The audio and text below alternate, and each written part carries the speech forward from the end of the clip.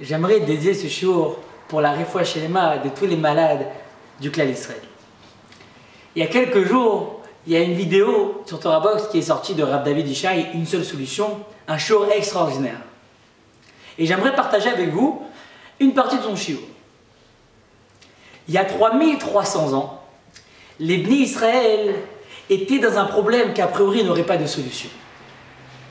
Ils ont passé 210 ans d'esclavage en Égypte, puis ils sont sortis sur les ordres de Moshe Rabbeinu, ont traversé le désert et sont arrivés face à la mer Rouge. Et à partir de ce moment-là, les Bnei Israël étaient bloqués de tous les côtés. Devant la mer Rouge, derrière les Égyptiens qui sont à leur poursuite afin de les ramener en Misraïm, sur les côtés les bêtes féroces comme dit le Midrash. Bref, ils sont dans un problème qu'a priori n'aurait pas de solution. Ils sont bloqués. Alors comment faire pour sortir de ce problème? Comment faire? Nous aussi aujourd'hui, on est dans une situation où on est bloqué. Qu'a priori, j'espère qu'il y aura une solution. On est bloqué de tous les côtés. On est encerclé par le virus. On est bloqué chez soi, on ne peut pas sortir. On sort juste pour faire une course de vite, on revient, on fait attention. Alors comment faire pour s'en sortir? Qu'est-ce que les Bnei Israël ont fait pour sortir du problème, afin que nous aussi, nous puissions sortir aussi du problème? On sait tous, quand on a un problème, la seule solution, la chose à faire, c'est de prier. La prière. La tila, c'est comme une échelle posée par terre qui monte jusqu'au ciel. C'est exactement ce que Moshe Rabbeinu a fait. Moshe Rabbeinu, il a prié. Il a crié vers Hachem, afin de trouver une solution parce qu'ils étaient perdus. Alors voici la réponse que Hachem il donne à Moshe, une réponse qui est assez surprenante. Vayomer Hachem el Moshe, Hachem il dit à Moshe, Ma tisrak elai, daber el bnei Israël, veisa'u. Parle, pourquoi tu cries? Parle aux bnei Israël et dis-leur d'avancer. Alors on comprend, Moshe Rabbeinu, il prie, il crie afin d'obtenir une solution d'Hachem. Et Hachem lui dit, arrête de prier, Dieu d'Israël qu'ils avancent dans l'eau. On n'arrive pas à comprendre. Hachem, moi je prie afin de trouver une solution. Mais si la prière ne sert à rien, alors qu'est-ce que tu attends de moi? On a du mal à comprendre ce passage. Vient le Zohar HaKadosh, qui est Rabbi Shimon Bar Yochai, et il explique. Hachem, il dit à Moshe, Hachem, Moshe, tes tfilotes, ils servent à rien. Tes tfilotes, ils n'ont aucun impact dans le ciel. Pourquoi? Pourquoi? Parce que les Israël, ils ne croient pas en ma capacité que je peux les faire sortir des Misraïm. Voici la raison pourquoi tes tfilotes n'ont aucun impact. Les Israël n'ont pas de Emouna. Alors nous aussi, de nos jours, on est dans une situation de danger de mort.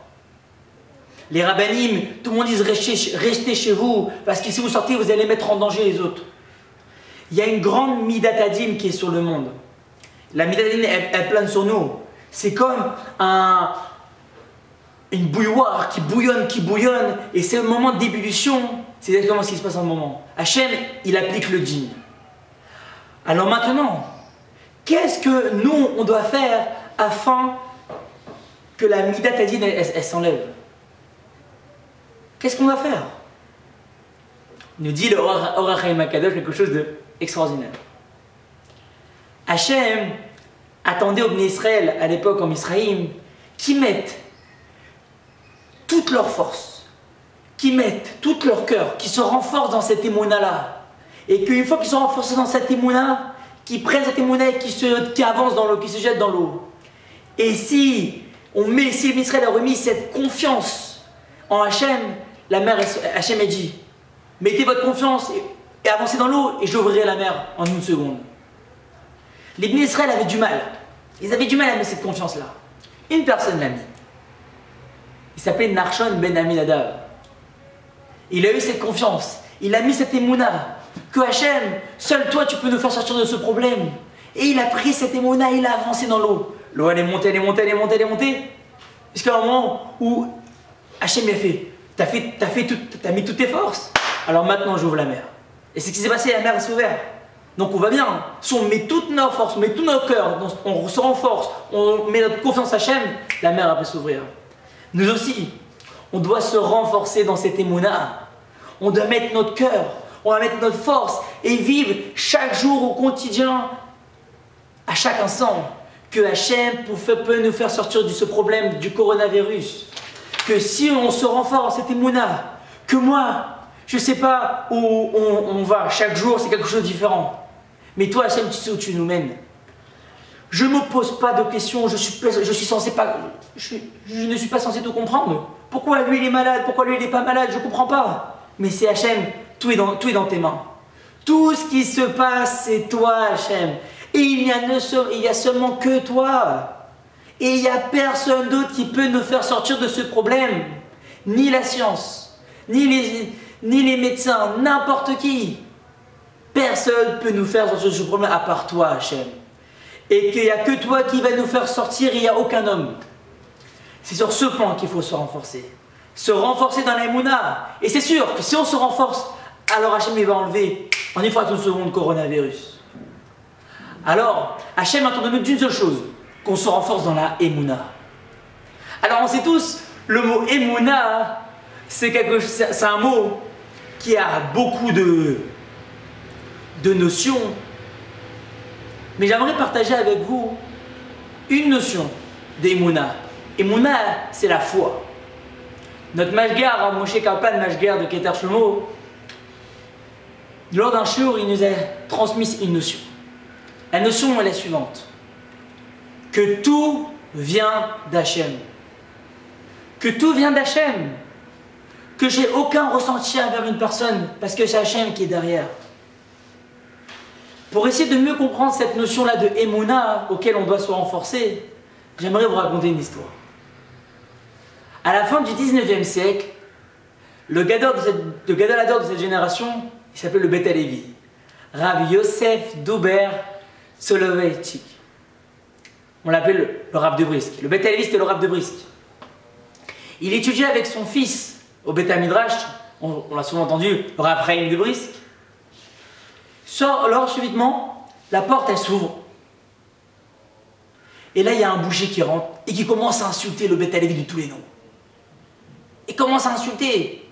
C'est comme si que je vous dis que quelqu'un il rentre chez Raphaël Kaneski, il insulte. Et il insulte. Et pourquoi il insultait? Parce que la veille, il y avait un procès entre ce boucher-là et une personne, et le Beth Halevi c'était le juge, et ce boucher-là il a perdu. Et ce boucher, il soupçonne que le Beth Halevi il a pris des pots de main afin que l'autre puisse gagner. Et donc le boucher, il avait cette colère au fond de lui. Il fonce dans cette choule et il commence à insulter le Beth Halevi. Et le Beth Halevi, la première réaction qu'il a, le Beth Halevi, il met sa veste, chapeau, il baisse la tête. Et il se tait. Il se tait. Le boucher dit « Ah, tu te tais, ça veut dire que j'ai raison !» Et il rajoute une bouchée, une troisième et une quatrième. Il insulte. Voilà que le boucher, il sort pour partir. Et le Beth Halevi, il répète en lui « Ani mochelecha, ani mochelecha, ani mochelecha. » Je te pardonne, je le pardonne. Il a répété en lui. Le lendemain, le boucher, il part acheter des bœufs. Acheter des bœufs. Sur le chemin du retour, il y avait un bœuf qui était énervé. Il lui met un coup de corne et paf, le boucher il est mort sur le coup. Tout le monde avait compris ce qui s'est passé. Hier, tu insultes le Beth Halevi, tu insultes le Gadolador. Aujourd'hui, tu reçois la punition. C'était flagrant. Cette nouvelle est arrivée aux oreilles du Beth Halevi et le Beth Halevi, il commence à pleurer. Il commence à pleurer. Et il pleure et il crie « C'est à cause de moi qu'il est mort ce boucher, c'est de ma faute !» Le fils il fait « Mais pas du tout papa, c'est de ma faute parce que sûrement je n'ai pas pardonné. » « Mais si papa hier je t'ai entendu, t'as répété Ani Mochelecha plusieurs fois. Mais non tu comprends pas mon fils. Moi, au fond de moi, j'avais une petite un peu magbise, un peu pointilleux, que je n'ai pas pardonné à 100%. Et c'est pour ça qu'il est mort, parce que dans le ciel, ils ont vu que sûrement que je n'ai pas pardonné, et donc on a appliqué sa punition. Donc c'est de ma faute qu'il est mort. Et il pleure, il pleure, il pleure, il pleure. Le Beth Alevi va à l'enterrement, jusqu'à la fin, et il a pris sur lui de faire Kaddish tous les jours de l'année, et des Mishnayot pour l'élévation de son âme. Et le Beth Alevi a pris sur lui, jusqu'au restant de ses jours, que le jour du décès de ce boucher-là, qu'il ne connaissait pas, de faire le même Seder que pour son père, c'est-à-dire Ta'anit, Kaddish et Mishnayot, toute sa vie, le jour du décès de ce boucher-là. Alors c'est sûr, on n'arrive pas à trop à comprendre. Une personne, elle t'insulte. Nous, les premiers, on a quelque chose en nous, on a... ok, je réponds pas, mais au fond de nous, ça bouillonne. Non, le Beth Alevi est arrivé à un niveau de Yehoud Hachalem. Il était tellement en proximité avec Hachem que tout ce qui lui arrivait, c'était Hachem qui lui parlait. C'était Hachem. Quand la bouche, il a commencé à s'énerver, il a vu c'était Hachem qui lui parlait. Vite, il a mis sa veste, son chapeau. Il a baissé la tête pour écouter ce que Hachem veut lui parler à travers ce boucher. Il voulait savoir quel message Hachem lui parlait. C'est un niveau pas facile à avoir. On est loin. Mais notre Mashgar Moshe Kaplan, il nous a dit, peut-être on ne peut pas arriver au niveau du Beth Alevi, mais on peut déjà commencer à travailler afin d'arriver un jour à ce niveau Be'er d'Hachem. Il est écrit dans le Shulchan Aruch, Resh Lamed, Siman Resh Lamed, Seif He, Leolam Iye Adam Ragil Lomar, Kol Ma David Rachamana Letavavid. Un homme doit apprendre toujours à répéter que tout ce que fait Hachem, c'est pour mon bien. C'est le seul Shulchan Aruch qui n'a pas de Mishnah Berurah. C'est l'un des seuls. On doit se répéter Kol Ma David Rachamana Letavavid, que tout ce qui arrive, c'est pour mon bien.